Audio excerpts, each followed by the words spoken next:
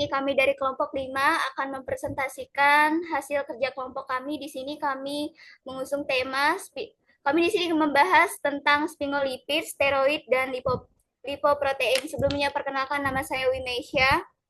Nama saya Fatma Puspitasari. Nama saya Grace Livia Octelvi. Nama saya Betran Fernando.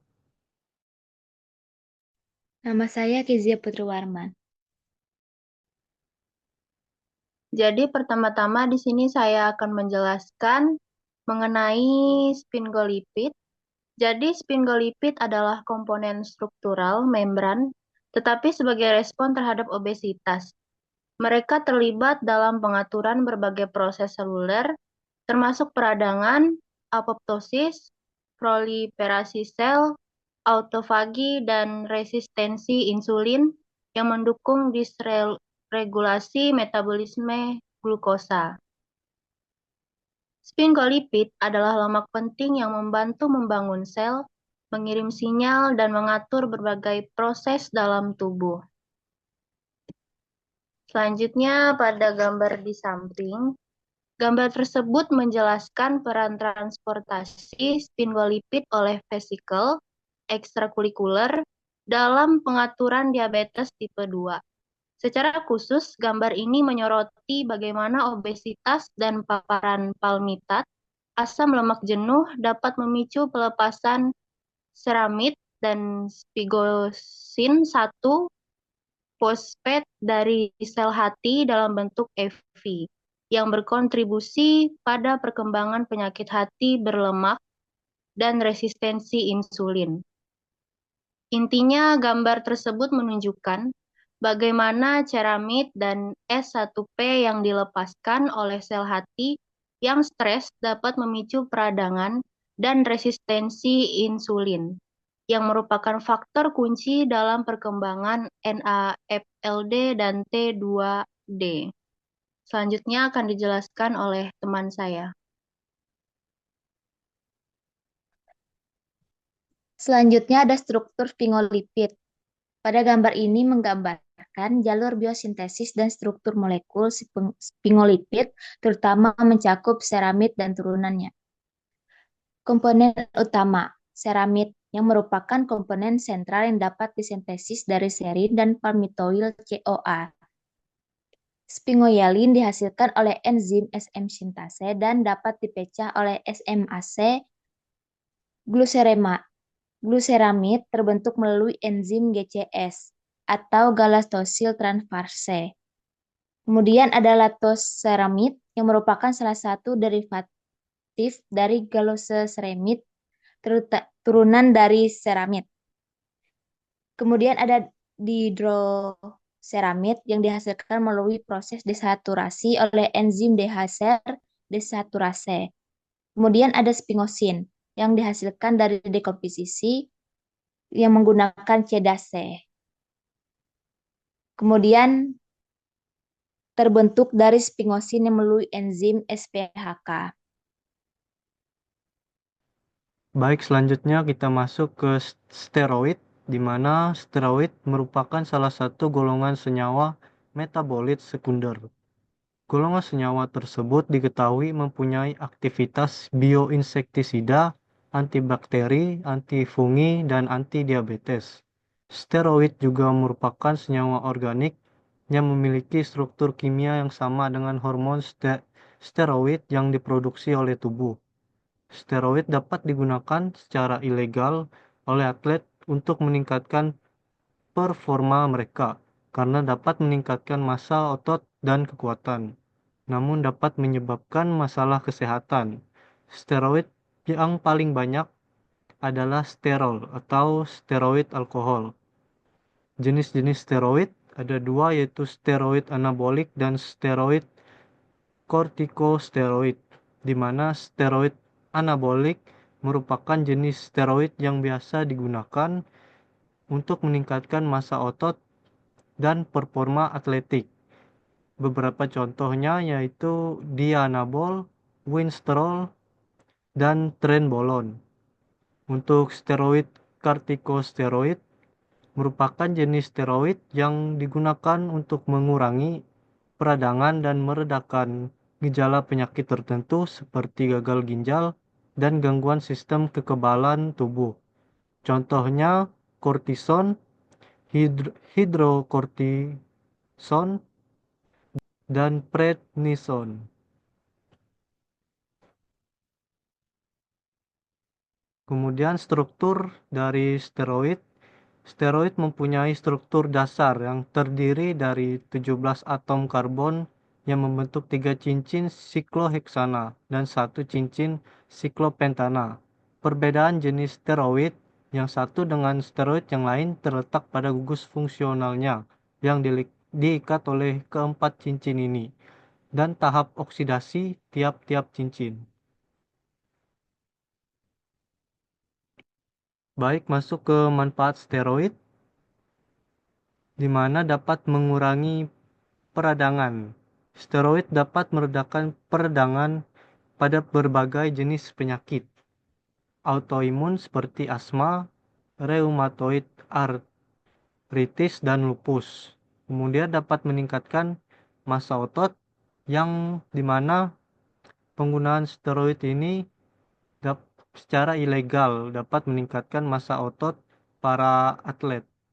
Kemudian yang ketiga, mengobati penyakit kulit, di mana contohnya steroid topikal yang dioleskan pada kulit dapat membantu mengurangi gejala penyakit kulit seperti dermatitis dan eskim.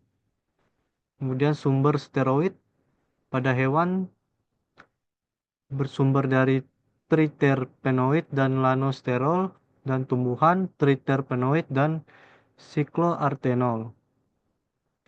Klasifikasi steroid yaitu sterol, asam-asam empedu, hormon seks, hormon adrenokortikoid, aglikon kardiak, dan sapogenin, di mana sterol merupakan bentuk khusus dari steroid dengan rumus bangun diturunkan dari kolesta dilengkapi dengan gugus hidroksil pada atom C3.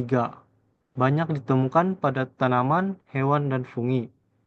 Untuk klasifikasi asam-asam empedu adalah asam steroid yang diproduksi oleh hati dan disimpan di dalam empedu. Asam empedu biasa ditemukan dalam bentuk asam KOP. Kemudian hormon seks dihasilkan oleh gonad dan adrenal yang diperlukan untuk konsepsi, maturasi embrionik, dan perkembangan ciri-ciri khas seks primer dan sekunder pubertas. Untuk hormon adrenokortikoid sendiri merupakan hormon steroid yang disintesis dari kolesterol dan diproduksi oleh kelenjar adrenalis bagian korteks. Untuk aglikon kardiak itu adalah bentuk glikosidanya lebih dikenal sebagai glikosida jantung dan kardenolida. Tumbuhan yang mengandung senyawa ini telah digunakan sejak zaman prasejarah sebagai racun, di mana glikosida ini mempunyai efek kardiotonik yang khas.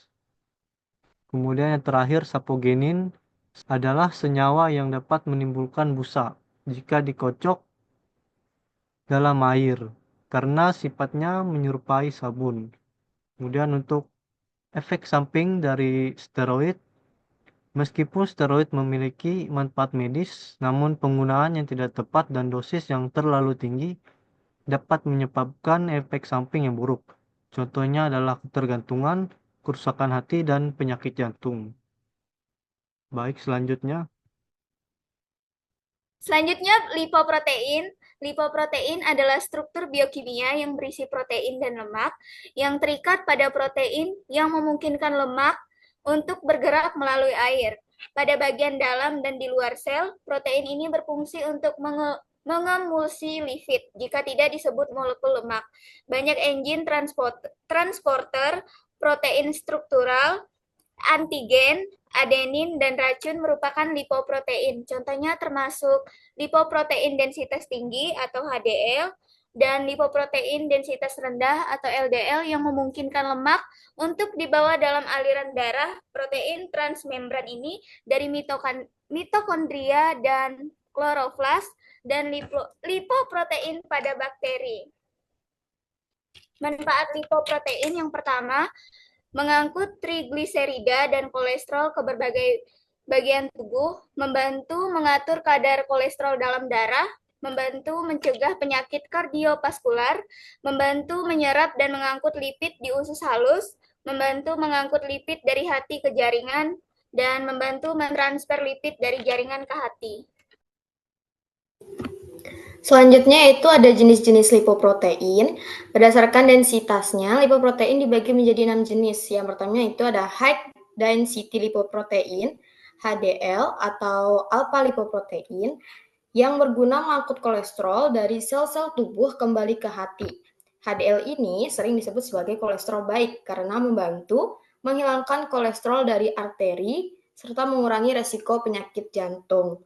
Yang kedua ada very low density lipoprotein (FLDL) atau pre-beta lipoprotein yang berguna mengangkut trigliserida yang diproduksi oleh hati ke seluruh jaringan tubuh.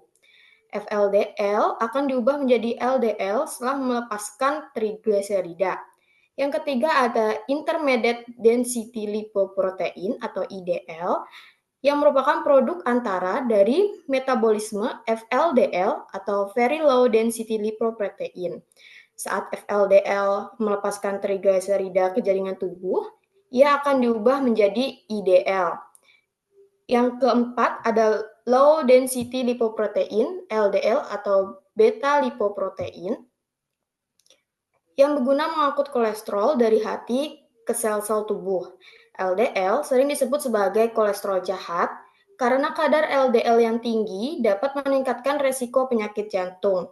Yang kelima ada kilomikron yang berguna mengangkut trigliserida dari usus ke jaringan tubuh. Kilomikron terbentuk di usus setelah penyerapan lemak dari makanan. Yang terakhir, yang keenam, yaitu ada lipoprotein A kecil. Bentuk lipoprotein. Lipoprotein berbentuk sferis dan mempunyai inti trigliserida dan kolesterol ester.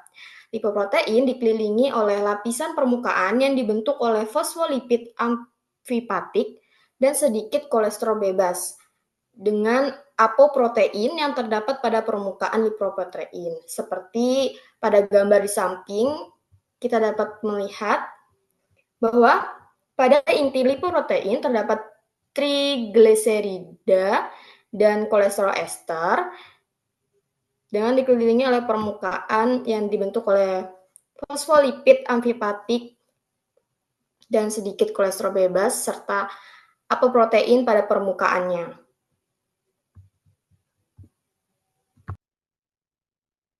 Ini adalah beberapa referensi yang kami gunakan pada materi kali ini. Sekian presentasi dari kami ucapkan terima kasih.